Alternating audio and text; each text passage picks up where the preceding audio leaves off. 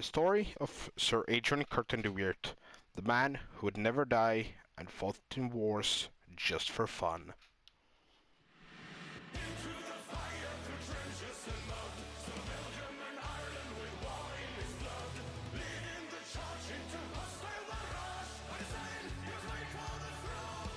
Sir Adrian Curtin de Weert was born in 1880 in Brussels, Belgium, and is believed to be an illegitimate son of King Leopold II.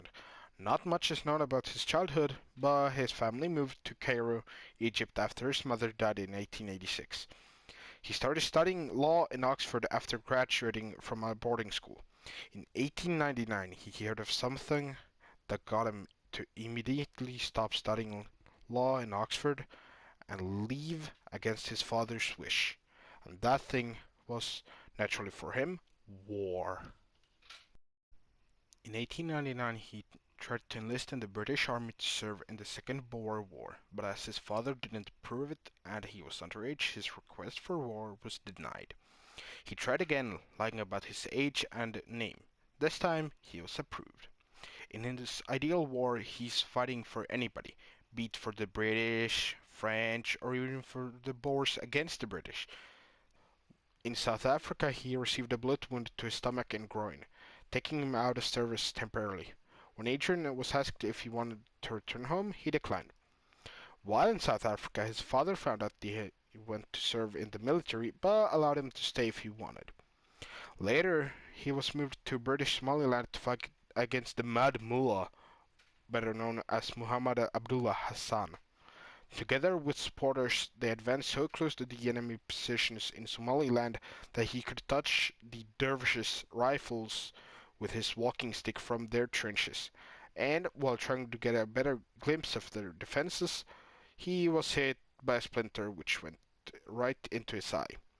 Before he could get anything done, there was a bullet which exploded into the very same eye. Blinded with pain, he refused surgery as he knew that was an easy way to get him into the main fighting in Europe. The Great War had begun while he was serving in Africa.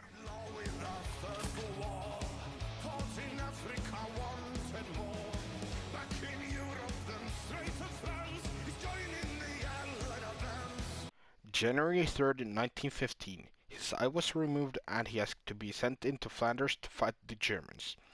Adrian had to wear a glass eye to get him sent into battle as the British didn't want the Germans to believe that they were down to one-eyed commanders. While traveling to the front line, he threw the uncomfortable glass eye out of the window of the car he was traveling in and replaced it with a black eye patch.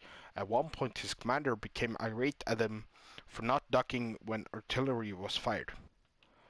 I was standing next to my second-in-command wondering what to do, when he said, "I wish you'd duck when those shells come." I was on the point of telling him I was a fatalist and believed in the appointed hour when we heard another shell coming and he ducked. The shell burst quite near us and I was thrown some distance. I picked myself up and started to move my men when I noticed a hand on the ground.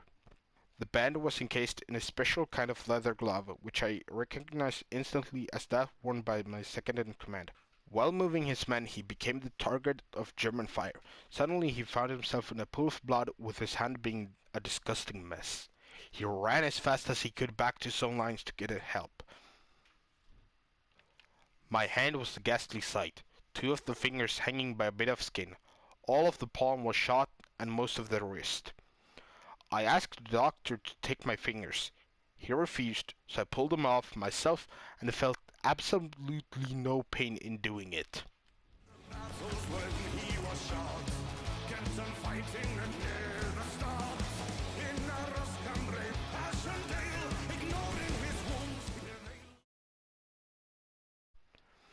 This was just what he experienced during his first year in the Great War.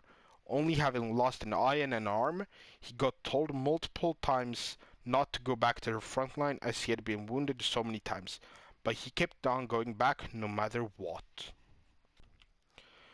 At the Battle of the Somme, he was to attack one of the strongest held positions with huge casualties, and as he described it on July 3rd, 1916, dead everywhere, not a house standing, flattened as if the very soul had been blasted out of the earth and turned into a void.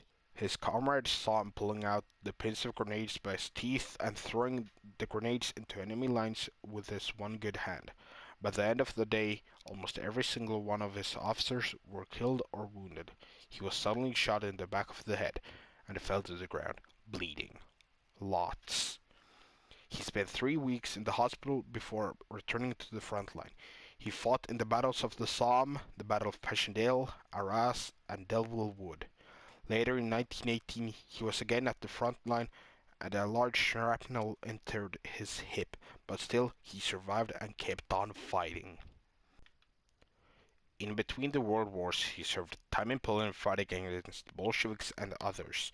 At one point, the plane he was in crashed and he was kept as a prisoner of war in Lithuania.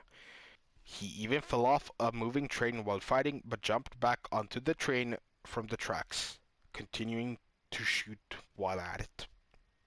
In World War II, he survived another plane crash in Italy, tunneled out of a prisoner of war camp, and was walking around Italy without being caught for some days as a foreigner with one hand, one eye, and not knowing any Italian. Another one of the planes he was on was forced to crash land in Norway, and instead of getting captured by the Germans, he waited until the surrounding fighter planes ran out of ammo and he exited the wreckage after that. Then he swam to shore.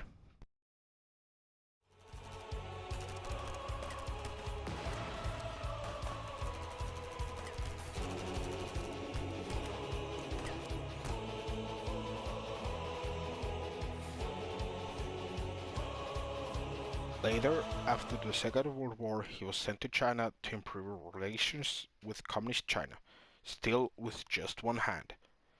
While at it, he survived another plane crash. Later in life, he got his final injury. He fell down some stairs and broke a few bones in his body. After the Great War ended, he wrote, "I think only the civilians get any real joy out of the end of a war." Even though by the end of his career he had been wounded 11 times, lost an eye and an arm, survived 5 plane crashes, been captured as a prisoner of war twice, and tunneled out of a prisoner of war camp at age 60. Describing his experience in the hell that was World War I, he wrote, "Frankly, I had enjoyed the war."